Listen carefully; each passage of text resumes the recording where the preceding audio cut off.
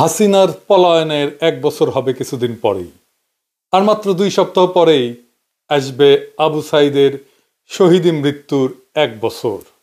তারপর একে একে শুরু হবে শহীদের কাফেলা। ওয়াসিম, মুগ্ধ, ইয়ামিন, আনাস সহ হাজারো শহীদের কাফেলা। কয়েক মাস পরেই হবে নির্বাচন, নতুন সরকার ক্ষমতায় আসবে। কিন্তু প্রশ্ন হচ্ছে, আমরা কি হাসিনার ফ্যাসিবাদী শাসনের অবশেষ সরাইবার পারছি? এক ভয়ঙ্কর রক্তাক্ত মরণপণ লড়াইয়ের পর আমরা হাসিনাকে বিতাড়িত করতে পারছিলাম। আজ 1 বছর পরে আমরা হাসিনার শাসনের অবশেষ কি দূর করতে পারছি? এই বিরাট প্রশ্নের মুখে দাঁড়াইলে আমরা বিহ্বল হইয়া যাই। না, পারি নাই। কেন পারি নাই? আর কি করলে এখনো এটা পারা সম্ভব, সেটা নিয়ে আজকের আলাপ।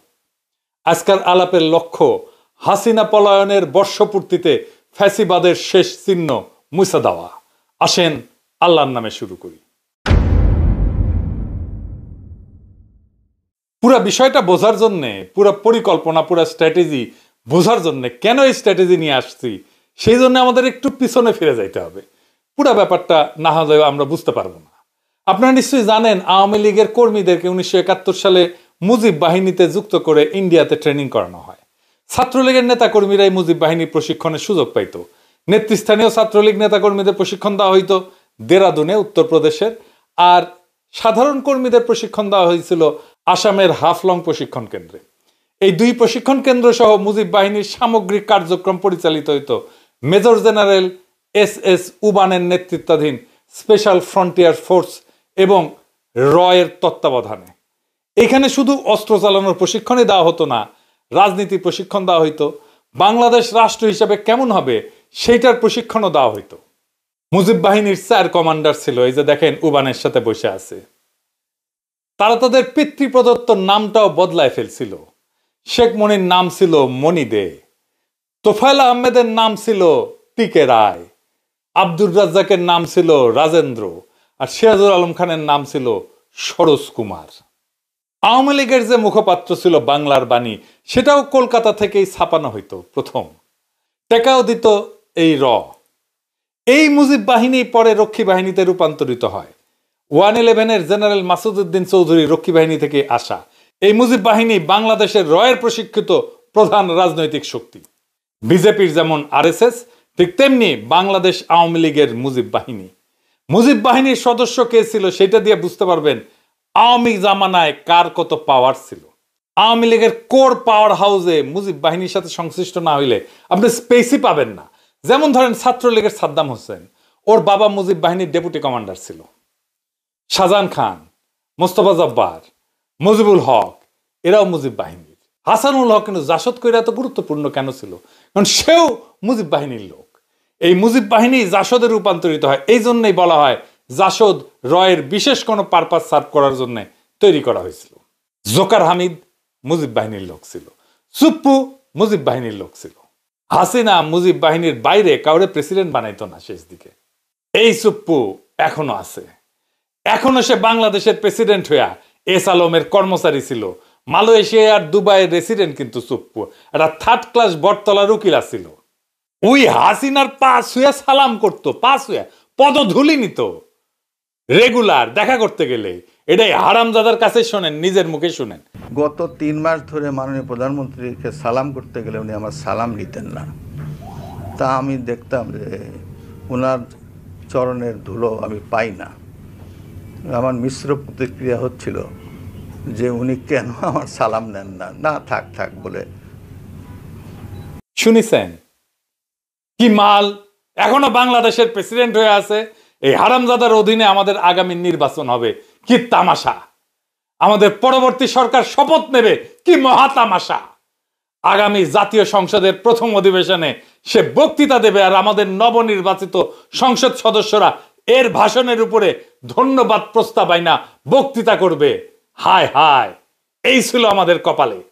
সে ছাত্রলীগ করতো, সে গর্ব ভৈরা বলে, শুনেন। আপনি কি রাজনীতি করতেন? আমি বললাম, জি মাননীয় প্রধানমন্ত্রী, আমি ছাত্রলীগ করতাম। যেই বর্বর দল, যেই মাফিয়া গুন্ডা বাহিনী আজকে নিষিদ্ধ, ওরে 5ই আগস্টে পাছায় লাথি দিয়া ভাগায় দেওয়া উচিত ছিল, সেটা হয় নাই। সেটা না হওয়ার কি সমস্যা হয়েছে আপনারা পদে পদে বুঝতে পারতেছেন। কোনো কিছু করা যাচ্ছে না, না জুডিশিয়ারিতে, না আর্মিতে, না প্রশাসনে, না পুলিশে, কোথাও না। জুলাই সনদ করা যাইতেছে না, সংস্কার করা যাইতেছে না, সবকিছুর পিছনে এই চুপ্পু। এই অন্তর্বর্তীকালীন সরকার কোনো কার্যকর নিয়ন্ত্রণ প্রতিষ্ঠা করতে পারতেছে না। প্রশাসনের উপরে, ব্যুরোক্রেসির উপরে, স্টেটের উপরে, রাষ্ট্রের উপরে এই অবস্থা চলতে পারে না। এই অবস্থা আশু পরিবর্তন দরকার, যেন বিপ্লবের অসমাপ্ত কর্তব্য সম্পন্ন করতে পারি। একটা কাজ করলেই সেটা সম্পন্ন হইতে পারে। কি সেটা? রয় ট্রেনিং প্রাপ্ত ইন্ডিয়ার খাস দালাল হাসিনার পায়ের ধুলি নেওয়া থার্ড ক্লাস বটতলার উকিল, দুবাই মালয়েশিয়ার রেসিডেন্ট এসালমের সাবেক কর্মচারী চুপ্পুরে পাছায় লাথি দিয়া বঙ্গভবন থেকে বাইর করে দেওয়া। এখন প্রশ্ন আসবে, কে হবে প্রেসিডেন্ট বাংলাদেশের? খুবই গুরুত্বপূর্ণ প্রশ্ন। এটার উত্তর আমাদের জানা আছে। কি সেই উত্তর? একজনই আছেন বাংলাদেশের প্রেসিডেন্ট হওয়ার যোগ্য, তিনি বেগম খালেদা জিয়া, যিনি আমাদের ইতিহাসের মহানায়ক, যিনি আমাদের প্রজন্মকে শিখাইছেন মাথা উঁচু করে লড়াই করতে, যিনি বলছিলেন ওদের হাতে গোলামির জিনজির, আমাদের হাতে স্বাধীনতার পতাকা, যিনি দল মতের ঊর্ধ্বে উঠা আজ জাতীয় ঐক্যের প্রতীক হয়েছেন। সেই বাংলাদেশের প্রথম নারী প্রধানমন্ত্রী, আজকা বাংলাদেশের প্রথম নারী রাষ্ট্রপতি হবেন। তিনি আর প্রফেসর ইউনূস, এই দুই মুরব্বী মিলা আমাদের নতুন বাংলাদেশের সূচনায় পৌঁছে দেবেন। খালেদা জিয়া বাংলাদেশকে শুধু দিয়েই গেছেন, আমরা ওনাকে কিছুই দিতে পারি নাই। বাংলাদেশ উনাকে রাষ্ট্রপতি বানায় নিজে সম্মানিত হতে চায়। বাংলাদেশের ইতিহাসে এমন দুই নেতার অভূতপূর্ব অভিভাবকত্ব আমরা আর কোনোদিন পাবো না। আমরা এই সুযোগ হারাইতে চাই না। আমরা বেগম খালেদা জিয়ার অধীনে নির্বাচন করতে চাই।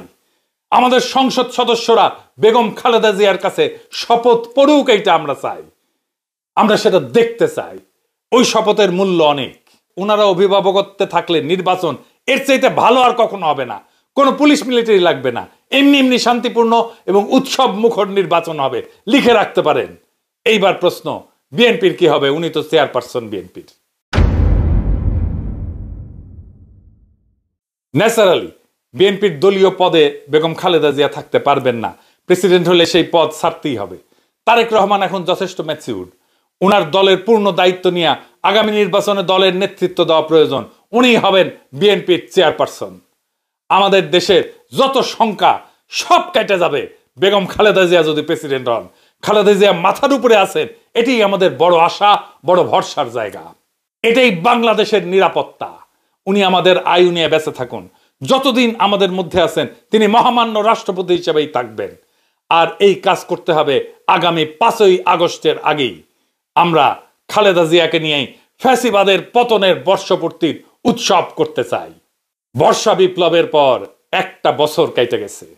হাসিনা পালাইছে সত্যি, কিন্তু সে ফেলে গেছে একটা ছায়া, ফ্যাসিবাদের ভারতীয় দালালির আর রাষ্ট্রীয় দখলদারিত্বের ছায়া। আজ আমরা সেই ছায়ার নিচে শ্বাস নিতে পারি না, কথা বলতে পারি না, বিচার করতে পারি না। শহীদের রক্ত এখনো শুকায় নাই। ইয়ামিন, মুগ্ধ, আবু সাইদের শোক আমাদের শিরায় বয়ে চলতেছে। আমরা হাসিনাকে তাড়াইছি, কিন্তু তো রেখে যাওয়া চুপ্পুদের তাড়াইতে পারিনি। এসালমের কর্মচারী, দুবাই মালয়েশিয়ার রেসিডেন্ট, প্রশিক্ষিত মুজিব বাহিনীর ধুলি ধরা রিক্রুট এখনো বঙ্গভবনে বসে আমাদের বিপ্লবের মুখে থুথু ছুঁড়ে দিচ্ছে। এই লজ্জা মুছতে হবে। এই অসমাপ্ত বিপ্লবকে সম্পন্ন করতে হবে। এই পচা কাঠামো থেকে জাতিকে মুক্ত করতে হলে এখনই দরকার সেই ঐক্য, সেই আগুন যেটা ছিল বর্ষা বিপ্লবে, যেটা ছিল শাপলা চত্বরে, যেটা ছিল প্রত্যেকটা শহীদের মুখে। আমরা মাথা নোয়াবো না, আমরা দিল্লির দাসত্ব মানব না। আর তাই সময় আসছে বাংলাদেশের প্রথম নারী রাষ্ট্রপতি বেগম খালেদা জিয়াকে বঙ্গভবনে অধিষ্ঠিত করার। সময় আসছে প্রফেসর ইউনূসের মতো নিরপেক্ষ অভিভাবককে দিয়ে অন্তর্বর্তীকালীন সরকারকে দৃঢ় নেতৃত্বে প্রতিষ্ঠিত করার। সময় আসছে শহীদের কবরের কাছে দাঁড়ায় শপথ নেওয়ার। এই বাংলাদেশ আর কখনো রয়ের অনুগত থার্ড ক্লাস বটতলার দালালদের হাতে তুলে দেওয়া হবে না। আসেন বুকে হাত রাখি, এই 1 বছরের ভুল শুধরাই, পচা কাঠামো ভেঙা ফ্যাসিবাদের শেষ দাগটুকু মুছে ফেলি। শহীদের রক্ত, আমাদের মা বোনদের কান্না আর আগামী প্রজন্মের মুক্ত নিঃশ্বাস, এই 3টা জিনিস আমাদের তাড়না দিক, আমাদের সাহস দিক, আমাদের পথ দেখাক। এইবার আর থামানা, এইবার বিজয়ের শেষ প্রান্তে পৌঁছানো দরকার। বাংলাদেশ বাঁচবে, বাংলাদেশ জায়গা উঠবে, বাংলাদেশ জিতুক। আমরা সবাই চাই বাংলাদেশকে আমরা জিতায়ে ছাড়বো ইনশাল্লাহ। ইনকিলাব জিন্দাবাদ।